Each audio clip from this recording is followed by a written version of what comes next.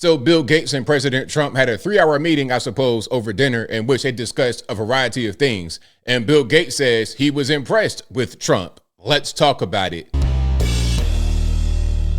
How's everybody doing? My name is Anthony Brian Logan, and today we got to talk about Bill Gates having a 3-hour meeting with President Trump, in which Bill Gates said, afterward, I was impressed with what I heard. Now, I know a lot of y'all are not impressed with Bill Gates. I get it. Some of y'all might want to call him Pill Gates. You want to call this guy a mass deleter because of the whole vaccination thing that he's been known for the past, I don't know how many years, taking up land in the United States, growing food. And how is he growing the food? What's he doing with the food? I don't really know all of that. But what I do know is that he had a meeting with Trump. Now, some may not want Trump to talk to Bill Gates. But how can you not talk to Bill Gates? Why would you not talk to him? You don't got to be his best friend. You don't got to love everything he does, but a guy like that, if he wants to talk to you, if you have an open line of communication, you need to take it, because some things that he's doing that you don't like, you might be able to convince him to stop doing it. Or some things that he does, you might want to say, hey, keep doing that if I like what you're doing. Keep doing better at that particular thing that I like. Now, the individual specifics and the transcript of the dinner, I don't have that. But what I do have is Bill Gates talking about it with, I believe, Wall Street Journal. If you want to see this full video without my commentary, a link, as always, will be in the description. If you're on IG, visit the link in the bio, go to the corresponding article on the website. But without further ado, let's go ahead and roll it. Have you met with Donald Trump since the election? Yeah, I had a chance to go have a long and actually quite intriguing dinner with him. What did you discuss? What was intriguing? Well, we touched on a lot of things. It was over 3 hours. To my surprise, it was, just he and I, his chief of staff, Susie Wiles, and the person who helps manage things for me, Larry Cohen. So the four of us sat there, and it was quite wide-ranging. Global health's the area that I work in. And so is that what he does now, global health? Now, what does that really mean? Vaccinations? What does that really mean? Y'all let me know, because I don't want to just paint Bill Gates as just somebody that's pushing these poisonous vaccinations. Maybe there's a lot more to what he does. Of course, he's a philanthropist and he means well from what he says. But from a lot of what I see, I don't really agree with that. If y'all have any more about Bill Gates' philanthropic work, his public health work, y'all let me know in the comments. And such amazing things have happened and can happen there. I spoke a lot about HIV and that the foundation's literally working on a cure for that. We're at an early stage, and so he, in the COVID days, accelerated the vaccine innovation. So I was asking him if maybe the same kind of thing could be done here. Oh boy. So you just do, when they get HIV vaccination done in like 6 months, a year, or something crazy like that. All right, good luck, man. Hey, just know when they start talking about HIV vaccination trials, and don't let them mandate it. Oh my goodness. But when they start talking about the trials, understand what that means. Guinea pig. Now, if Bill Gates is able to cure HIV, then he becomes Nobel Peace Prize winner, one of the most loved men to ever walk the face of the earth. However, if it goes another way and you got long-term effects, short-term effects, crazy side effects that are worse than having HIV, now he's a whole different person. And we both got, I think, pretty excited about that. We talked about polio, where, we're very close to getting that done. But if you stop, it'll spread back. And so I explained why it's been tough in Pakistan, Afghanistan. We've had cases show up in Gaza. Now, the thing about vaccinations, thing about polio, is that there's a thing called vaccine spread polio. So sometimes when you have these outbreaks of these diseases over there in that particular part of the world, the vaccination is blamed for the spread. But on the flip side, the vaccination can be credited with the eradication. I think it could be a combination of both.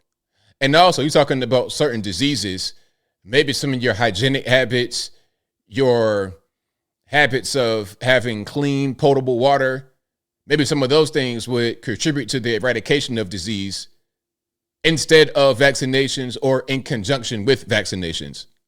Have cases in Africa, and he was fascinated to hear what he could do to maximize the chance that during the next 4 years that incredible milestone will be achieved.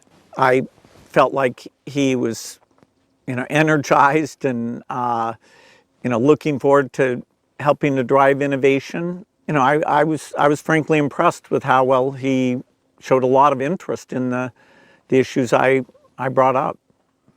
All right, so there we have it. That is a little excerpt from what was said. That's the video that I have.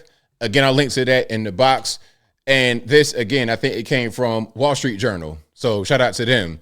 Now, Bill Gates and Trump and vaccinations. I am not a fan of vaccinations. Some of y'all might be. Some of y'all got the vax voluntarily without coercion, without having to be fired from your job. Some of y'all did that. If you want to do that, then that's on you. That's your prerogative.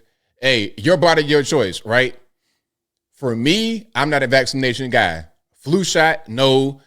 COVID vaccine, absolutely not.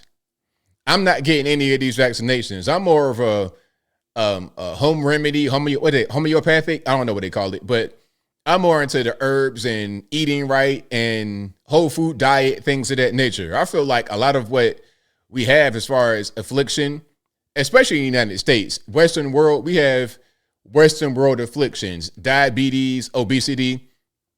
They want to try to get certain drugs under Medicare, Medicaid, Wegovy, Ozempic, drugs that help you lose weight. But these drugs are not good for you. They got crazy side effects.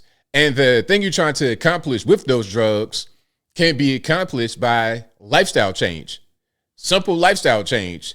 Eat food differently. Don't eat so much of it. Eat better food, different food, rather than putting a drug in your body and continuing to eat the bad food, because you're going to kind of compound the complications. The drug is going to paralyze your stomach. You're going to have problems being able to have a bowel movement.